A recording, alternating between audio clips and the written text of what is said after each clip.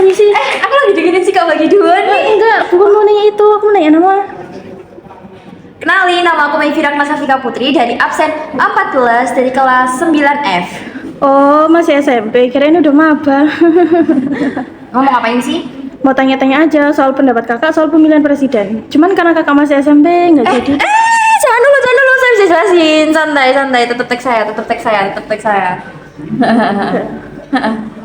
Emang kakak tahu kenapa Indonesia ngadain pemilihan presiden dan menyertakan rakyat kayak gini? Kenapa Indonesia ngadain pemilihan presiden dan melibatkan seluruh rakyat? Ayo sini, jelasin. Jangan deket-deket, ngirimin soalnya. Jelasin dari situ aja. Dari sini. Iya, Beneran nih dari sini nih. iya. Pemilihan presiden di Indonesia ini melibatkan rakyat karena ini merupakan implementasi dari apa itu sistem demokrasi.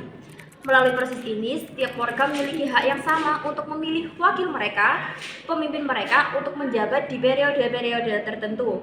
Nah, ini juga merupakan bukti nyata dari teori kedaulatan rakyat sendiri, di mana dalam teori ini, rakyat memegang kekuasaan tertinggi untuk menentukan pemimpin mereka sendiri. Seperti itu. Hah, kedaulatan rakyat? Apaan tuh? Belum tahu ya apa itu kedaulatan rakyat. Just information aja, Indonesia ini punya dua teori kedaulatan, yaitu yang pertama kedaulatan rakyat dan yang kedua adalah kedaulatan hukum. Udah tahu belum apa itu? Belum dong kak, coba jelasin dong. Nah, sekarang ayo kita masuk ke materi selanjutnya. Nah, sebelum kita bahas lebih dalam lagi, yuk kita mengerti mengenai apa itu kedaulatan rakyat dan kedaulatan hukum. Yang pertama, kedaulatan rakyat. Kedaulatan rakyat menandakan bahwa kekuasaan tertinggi berada di tangan rakyat yang tercermin dalam kemampuan mereka untuk memilih wakil-wakilnya melalui pemilihan umum. Nah, prinsip ini mengandung makna bahwa pemerintah dan kebijakan negara harus mencerminkan kehendak dan kepentingan rakyat secara merata, harus adil dan tidak ada sebuah kecurangan. Di sisi lain, kedaulatan hukum menekankan bahwa negara kita, negara Indonesia, harus berdasarkan aturan hukum yang adil dan setiap tindakan yang kita lakukan tidak boleh menyalahi hukum ataupun konstitusi. Oleh karena itu, prinsip kedaulatan hukum ini menjamin perlindungan hak-hak individu dan mencegah penyalahgunaan wewenang. Secara bersama-sama, kedua prinsip ini membentuk dasar hukum negara kita, menciptakan sistem pemerintahan yang demokratis, dan menghormati supremasi hukum sebagai landasan utama kita dalam berbangsa dan bernegara. Dalam konteks lembaga-lembaga negara, prinsip ini tercermin dalam peran dan fungsi tiga lembaga. Yang pertama, lembaga legislatif, yang kedua, lembaga eksekutif, dan yang terakhir adalah lembaga yudikatif. Kak, kalau boleh tahu apa sih tugas dan pengertian dari lembaga itu? Buat itu sih aku kurang tahu ya. Tapi tenang dulu, aku punya teman-teman yang bisa ngejelasin dan kalian pasti bakal langsung paham mengenai masing-masing tugas lembaga-lembaga dan peran-perannya. Yang pertama, gak main-main, kenalanku Ketua DPR RI. Yang kedua, TNI, dan yang terakhir, Hakim. Nah, oleh karena itu sekarang yuk kita langsung ke pengertian yang pertama, yaitu lembaga legislatif. Yuk.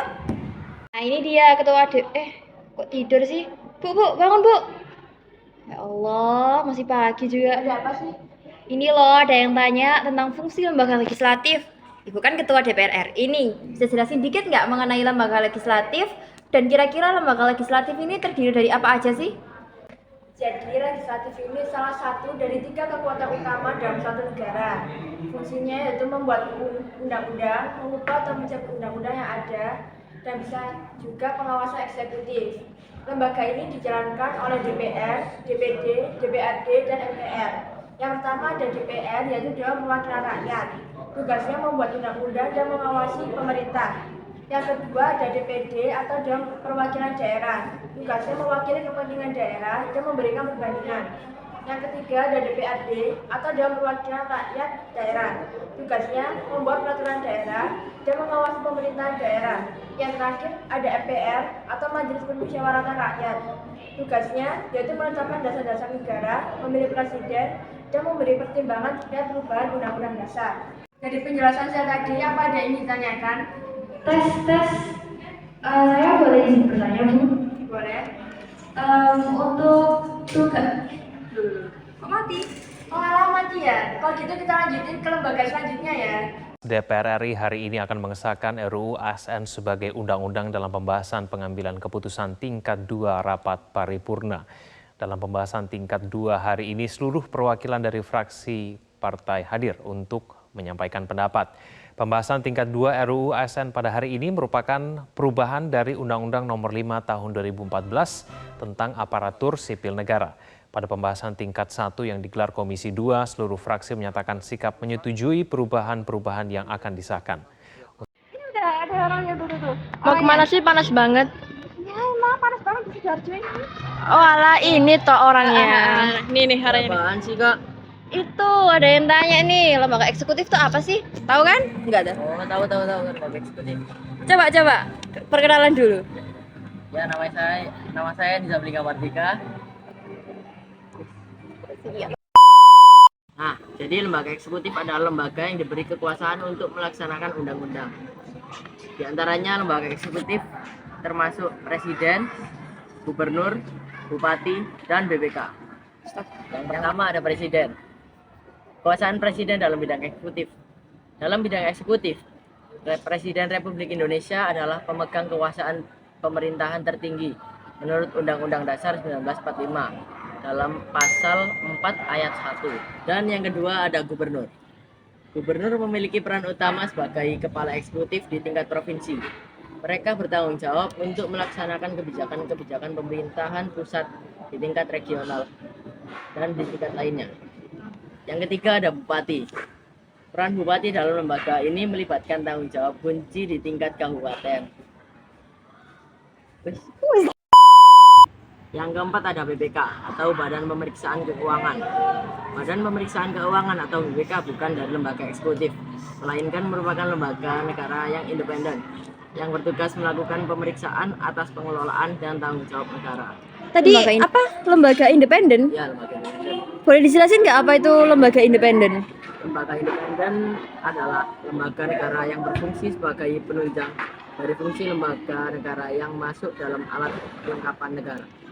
Ya udah, oke. Sip. Udah, yuk. Kita lanjut yuk. Banget sih. Apa jam? Dan kita akan mencoba menghubungi reporter Metro TV yang saat ini berada di Adonara, Flores Timur dengan Febrian Ahmad. Febrian, sudah bisa mendengar suara saya? Ya, halo Widya. Iya, Febrian, kondisi terkini di sana seperti apakah? Dan juga ini terkait jadwal presiden, agendanya seperti apa di sana? Widya, terkait dengan kedatangan Presiden Joko Widodo menuju ke Pulau Adonara pada hari ini, kami memantau bahwa Presiden sedang bersiap-siap.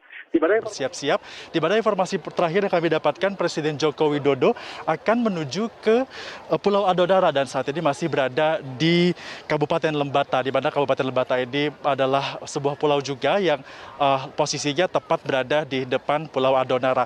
Dan untuk diketahui bahwa Presiden Joko Widodo sudah berada di Pulau Lembata sekitar pukul 11 waktu Indonesia bagian tengah. Tadi juga dapatkan informasi bahwa beliau, Presiden, melakukan ibadah sholat Jumat di lokasi tersebut dan selanjutnya akan meninjau lokasi pengungsian ditemani dengan Gubernur NTT bersama juga dengan Menteri PUPR untuk dapat meninjau lokasi yang ada di Pulau Lembata. Barulah kemudian Presiden Joko Widodo akan menuju ke Pulau Adonara. Dan informasi terakhir yang kami dapatkan, Presiden Joko Widodo sedang bersiap-siap di Pulau Lembata, sedang melakukan pengecekan mesin karena nanti Presiden akan rencananya akan menaiki helikopter dan juga akan terbang langsung dari Pulau Lembata ke Pulau Adonara. Perlu diingat bahwa kunjungan Presiden pada kali ini merupakan kunjungan pertama kalinya dalam sejarah Presiden Republik Indonesia berada di atau menginjakkan kakinya di Pulau Adonara, Flores Timur tepatnya, dan juga ini menjadi salah satu sejarah sehingga cukup banyak masyarakat ataupun pengungsi yang ingin melihat langsung Presiden Joko Widodo di lokasi ini. Yang terakhir ya, lembaga yudikatif. Ya Allah, capek banget udah dipindah-pindah. Yang terakhir. Oke. Duh, itu uang apa itu? Mungkin lagi ngitung uang suap. Hah? Suap? Maksudnya uang demi sesuap nasi. Oh, Jangan negatif alah. lah. Siang nggak? Hai, siang. Ini Kak Zara Diva loh, seorang hakim terkenal. Waduh, gitu ta.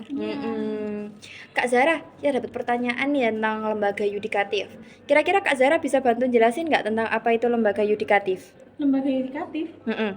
Oh, lembaga yudikatif mah gampang. Sini saya jelasin. Oke. Lembaga yudikatif memiliki peran menerima, memeriksa, dan memberikan putusan pada perkara yang diajukan. Tugas utamanya melibatkan pelaksanaan putusan, penyelesaian alternatif sengketa, pengawasan terhadap eksekutif dan legislatif, serta memberikan interpretasi hukum. Keputusan yang diambil menjadi preseden hukum yang berpengaruh pada penyelesaian kasus serupa di masa depan. Selanjutnya kita bahas beberapa lembaga yang terdaftar sebagai lembaga yudikatif. Yang pertama ada Mahkamah Agung atau MA. Mahkamah Agung adalah lembaga yudikatif tertinggi di suatu negara. Tugasnya adalah mengadili perkara-perkara yang diajukan dalam tingkat banding dan memberikan interpretasi hukum terhadap undang-undang dan konstitusi. Lalu yang kedua ada Mahkamah Konstitusi. Mahkamah Konstitusi atau MK adalah lembaga negara sebagai pelaku kekuasaan kehakiman merdeka guna menyelenggarakan peradilan demi tercapainya keadilan dan penegakan hukum. Tugasnya adalah yang pertama mengadili tingkat pertama dan terakhir, yang putusannya menjadi final untuk menguji undang-undang terhadap undang-undang dasar. Lalu yang kedua memutuskan sengketa, kewenangan lembaga negara. Yang ketiga, memutuskan pembubaran partai politik. Lalu yang keempat, memutuskan perselisihan tentang hasil pemilihan umum atau pemilu.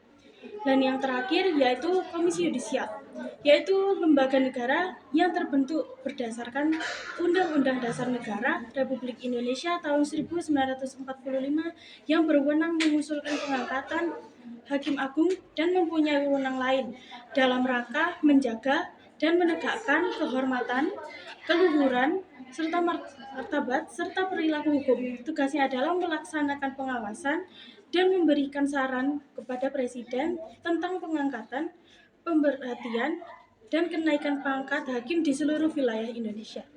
Gitu Kak. Ya. Terima kasih ya Kak Antizara. Ya.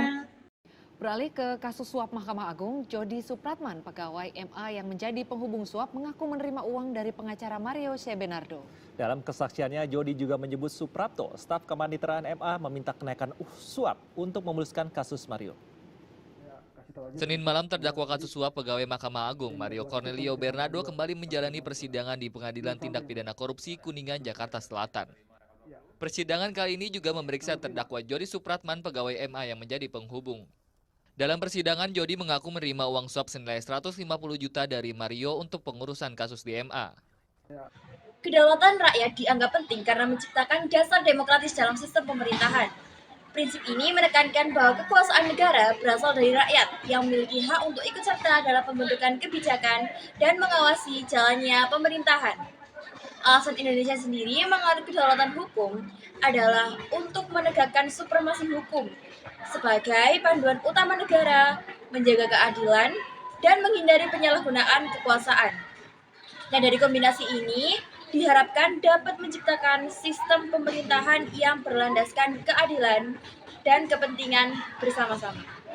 Jadi teman-temanku, kesimpulannya adalah di negara kita ini kekuasaan tertinggi berada di tangan rakyat yang diwujudkan melalui pemilihan wakil-wakilnya. Negara kita juga diatur berdasarkan aturan hukum yang adil dan setiap tindakan pemerintah harus sesuai dengan hukum dan konstitusi. Kedaulatan hukum menjamin perlindungan hak individu dari potensi penyalahgunaan kekuasaan. Kedaulatan rakyat dan kedaulatan hukum sebagai pilar-pilar utama negara Indonesia, tercermin dalam fungsi dan tugas lembaga legislatif, eksekutif, dan yudikatif. Lembaga legislatif seperti DPR bertugas mewakili kehendak rakyat. Lembaga eksekutif, contohnya Presiden dan Kabinet, berkewajiban menjalankan kebijakan sesuai hukum. Dan yang terakhir, lembaga yudikatif, seperti Mahkamah Konstitusi dan Peradilan Umum yang bertugas menegakkan hukum serta melindungi hak-hak individu.